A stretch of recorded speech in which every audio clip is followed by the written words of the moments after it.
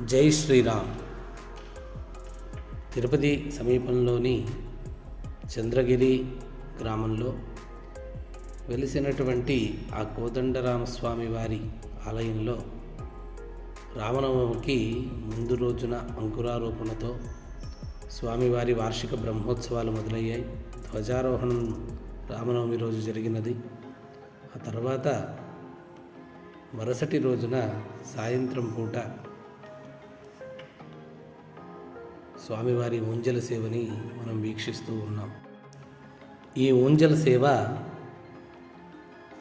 వేదమంత్రముల మధ్యలో స్వామివారి సంకీర్తనలతో, అదేవిధంగా మంగళ ధ్వనులతో చాలా వైభవంగా జరిగింది. చివరిగా స్వామివారు హారతిని ఇచ్చారు. మంగళం కౌశలేంద్ర